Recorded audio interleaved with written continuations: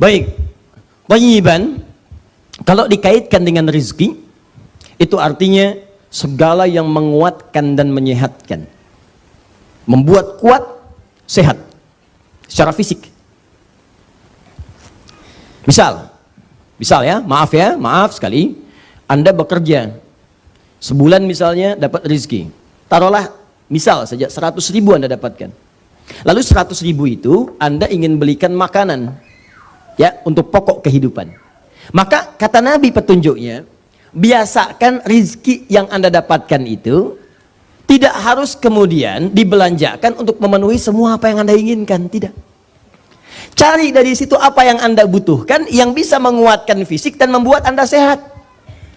Jadi kalau mau cari makanan, tidak semua yang Anda inginkan mesti dibeli. Lihat dulu itu menyehatkan nggak buat Anda, itu membuat fisik kuat atau tidak. Makanya kalau orang Arab ditanya, kaifa haluk, bagaimana kabarmu? Alhamdulillah ana thayyib, maksudnya saya sehat hari ini, saya kuat.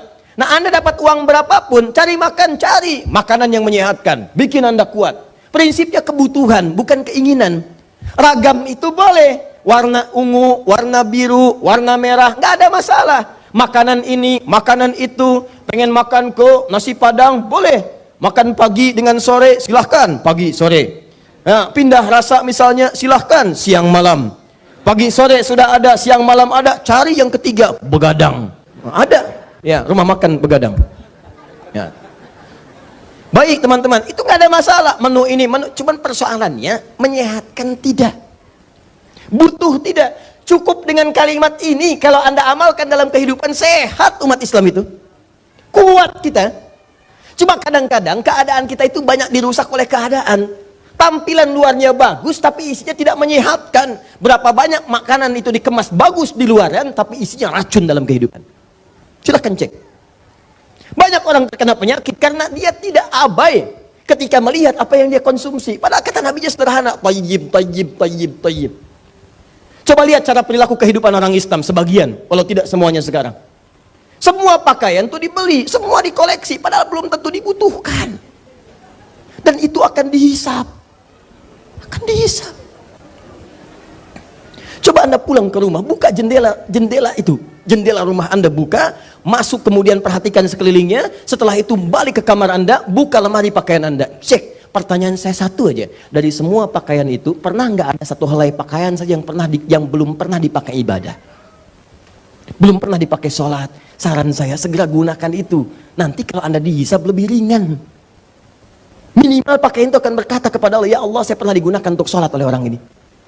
Jadi biasakan ketika Anda mendapatkan sesuatu yang baru, pakai dulu untuk ibadah. Ada baju baru, gunakan dulu untuk sholat, sehingga hak Allah terpenuhi. Gunakan itu.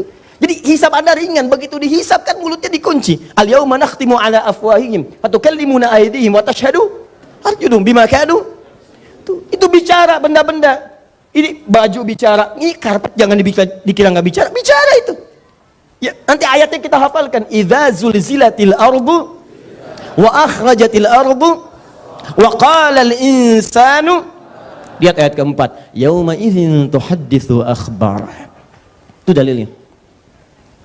Kata Allah, idza zulzilatil ardu zilzalaha. Nanti satu saat bumi saya goncang sekuat-kuatnya. Saya hadirkan gempa yang paling dahsyat. Ini saya sering katakan kalimat ini beberapa kesempatan. Kalau kalimat zilzal disebutkan sekali, itu artinya gempa dahsyat yang menjadikan bangunan tinggi runtuh ke bawah. Runtuhnya ke bawah.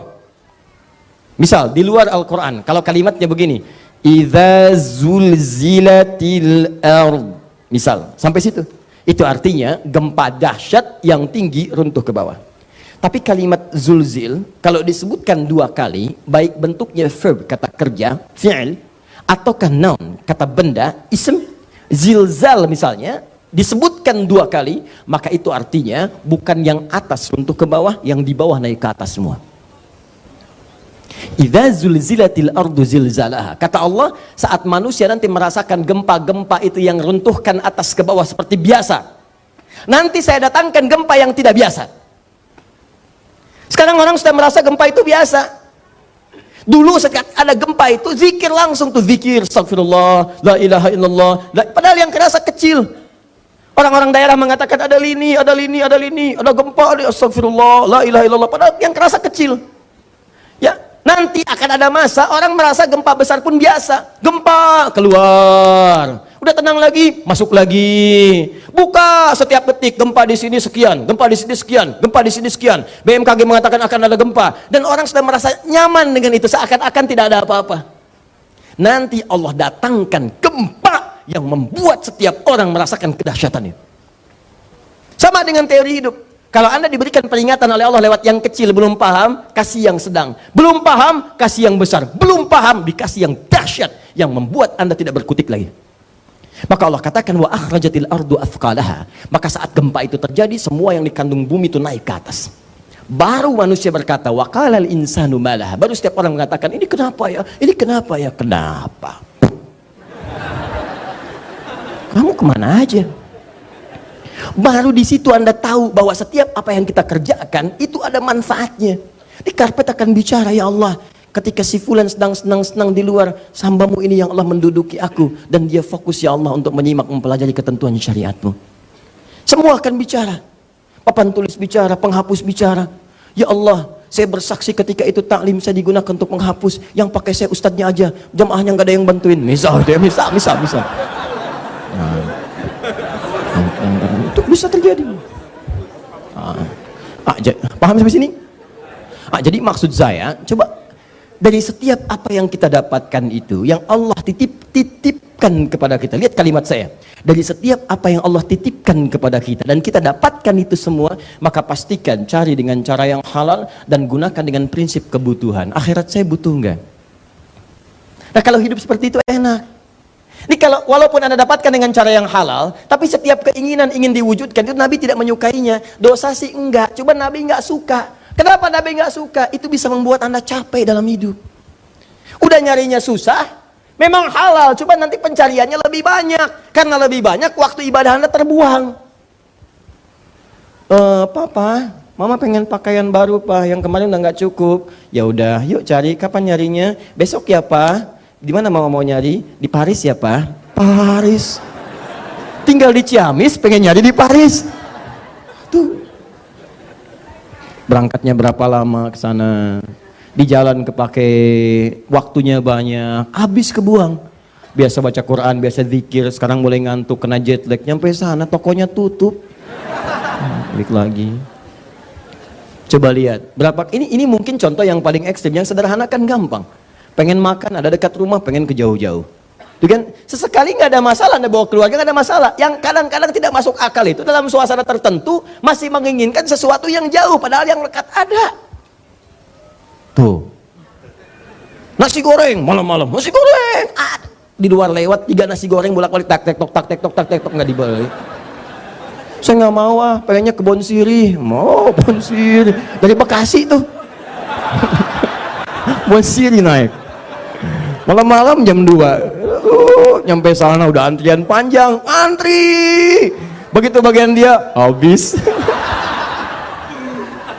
Capek habis. Tahajud nggak kepake, segalanya nggak kepake, habis tuh capek. Jadi Nabi itu peka sekali. Kalau di Quran surah At-Taubah itu di ujung-ujung ayatnya itu dilukiskan dengan kalimat yang sangat indah.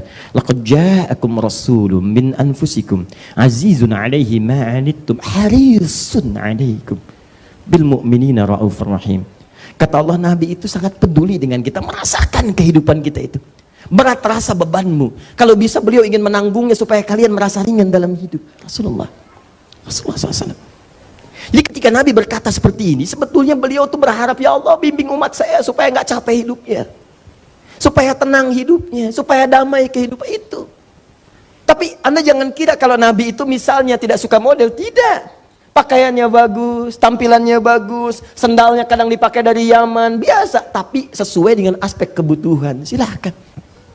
Anda nggak ada masalah. Ibu punya koleksi pakaian 1 warna hijau, 2 kuning, 3 biru, nggak ada masalah. Cuma prinsipnya butuh nggak. Dan itu akan menghiasi keindahan dalam rumah tangga. Begitu akan misalnya ke pengajian, ibu tanya pada ayah, pada suami, Pak, Mama pakai yang mana ya? Hijau atau yang biru? Masya Allah, kan indah tuh. Kata suami, yang hijau bagus mah. Kayaknya yang biru deh, Pak. Tuh. Itu kadang-kadang begitu, Pak. Dia tuh nanya tapi udah punya jawaban. Itu yang bikin kita susah. Masih mending kalau dipakai, begitu keluar kuning.